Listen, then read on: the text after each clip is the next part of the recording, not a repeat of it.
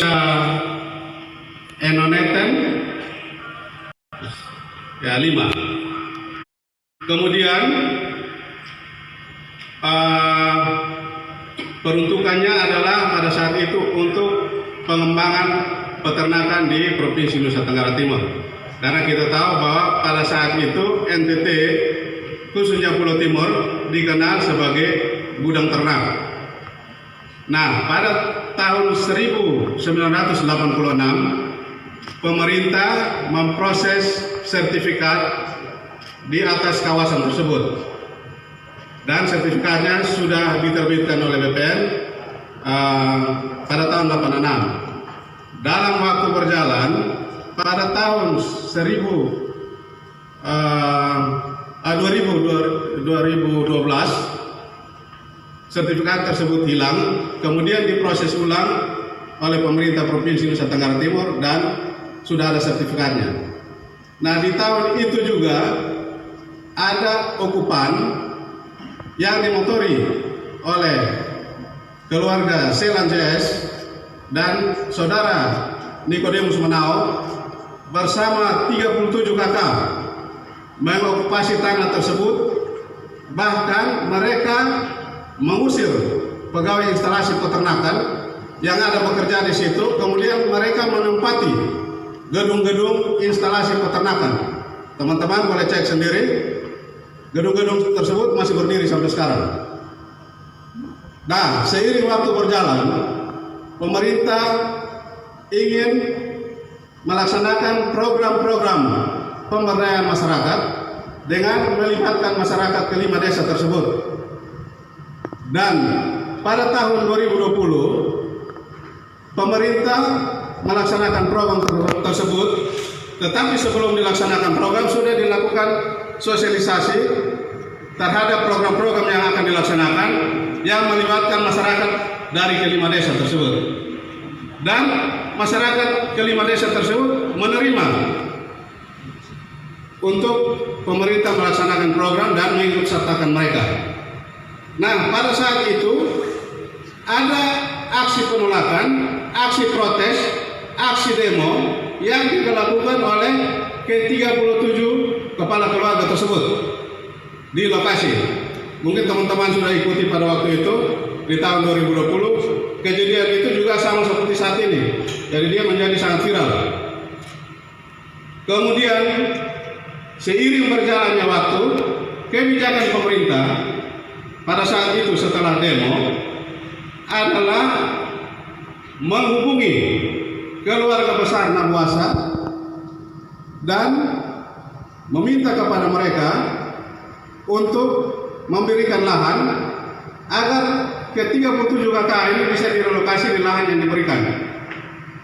Namun sebelum itu juga pemerintah membangun rumah sejumlah 14 rumah di lokasi tersebut untuk menampung mereka, para okupan ini, dan juga akan memberikan lahan seluas 800 meter persegi diberikan kepada mereka untuk mereka berusaha bertani dan lain sebagainya di tempat itu.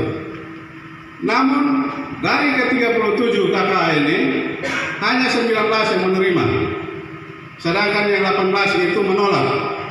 Padahal rumah pemerintah sudah bangun, tanah sudah disiapkan oleh keluarga Nabuasa. Sehingga 19 kepala keluarga ini sampai saat ini masih mendiami tanah yang disediakan oleh keluarga Nabuasa. Terhadap 18 kakak ini, setelah proses demo, aksi dan lain sebagainya yang mereka lakukan, setelah itu mereka menghilang. Mereka menghilang dari lokasi tersebut sekian waktu. Setelah mereka menghilang, maka pada tahun 2022 pemerintah merencanakan untuk melakukan proses pembangunan di lokasi BSPAE dengan program-program yang sudah disiapkan oleh masing-masing perangkat daerah terkait, dinas-dinas teknis, ada dinas PUPR, ada dinas peternakan dan lain sebagainya. Nah, sekarang saya akan masuk ke dalam kejadian yang sekarang lagi viral. Jadi pada saat pemerintah mau melakukan pembangunan di situ dengan melakukan kontrak dengan pihak ketiga yang akan melakukan pekerjaan. Pihak ketiga menurunkan alat-alat yang akan dipakai untuk melaksanakan pekerjaan tersebut. Namun beberapa hari atau minggu yang lalu, pada saat pihak ketiga melakukan pekerjaan, maka muncul kembali pendemo-pendemo ini, yang mana sebelumnya itu mereka kembali memasuki rumah-rumah yang sudah disiapkan oleh pemerintah. Padahal setelah mereka menghilang, itu kunci rumah sudah diserahkan kepada Kapolsek dan Camat, dengan asumsi bahwa kalau misalnya ada masyarakat yang membutuhkan untuk mendiami, mungkin bisa dikasih untuk tinggal sementara. Tetapi pada saat mereka kembali, mereka tidak berkomunikasi dengan pihak Kapolsek dan Camat, tetapi mereka mengambil tindakan sendiri dengan membongkar kunci-kunci yang ada. Kemudian mereka memasuki rumah-rumah tersebut dan tinggal sampai dengan kejadian kemarin.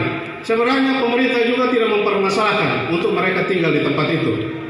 Tetapi pada saat proses pembangunan ini berjalan, alat-alat berat mulai bekerja, pola yang mereka pakai adalah sama seperti kali-kali lalu dalam melakukan aksi protes. Mereka mengedepankan perempuan dan anak-anak. Ada buktinya, pada saat Eksa jalan, perempuan dan anak-anak naik di atas Eksa dan memaksa pihak operator, dalam hal ini sopir atau apapun namanya yang membawa Eksa tersebut, untuk menjalankan Eksa dengan perhitungan apabila Eksa jalan, pasti anak-anak dan perempuan ini jatuh, dan risiko yang paling besar adalah pasti mereka digiling. Nah, ini yang akan dipakai senjata oleh mereka untuk selalu memprotes pemerintah, karena dalam pikiran mereka apa yang diperbuat pemerintah dalam kaitan dengan program pemberdayaan masyarakat di lokasi itu selalu salah, jadi tidak ada benarnya. Sehingga kejadian itu berlangsung, dan kami pihak pemerintah setelah ada laporan dari teman-teman yang di lapangan, maka kami mengadakan rapat. Keputusan rapat adalah para okupan ini harus ditertibkan. Ditertibkan dengan cara apa? Ditertibkan dengan cara melakukan pembongkaran kembali rumah-rumah yang telah disiapkan oleh pemerintah, karena mereka adalah penghuni ilegal. Bahkan ada penambahan beberapa rumah yang dibangun oleh orang-orang yang tidak bertanggung jawab. Jadi dari para okupan itu, teman-teman bisa cek sendiri, mereka itu tidak berKTP di desa Menutu di mana lokasi rumah itu dibangun. Mungkin hanya ada 1-2 saja. Sebagian besar tidak punya KTP. Selanjutnya, setelah itu kami mempersiapkan administrasi untuk proses penertiban. Jadi pada hari Senin itu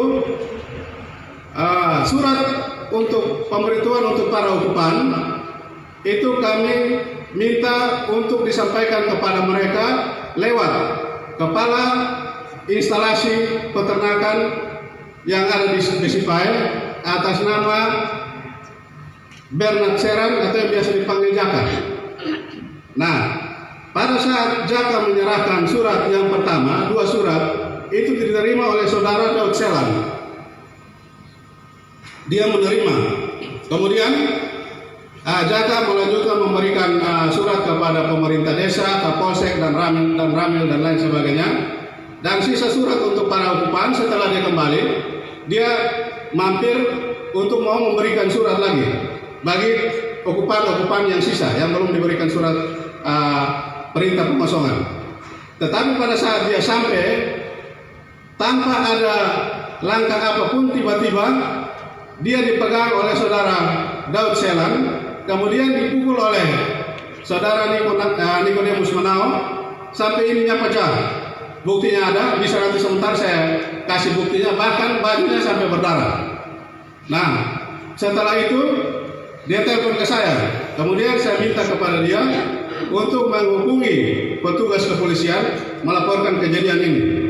Pada saat itu, sebelum dia menghubungi pihak kepolisian, karena merasa bahwa ini adalah perbuatan pidana, maka saudara Daud Selan datang dan meminta kepada dia supaya proses ini diselesaikan secara baik-baik dan tidak boleh melaporkan kepada aparat kepolisian.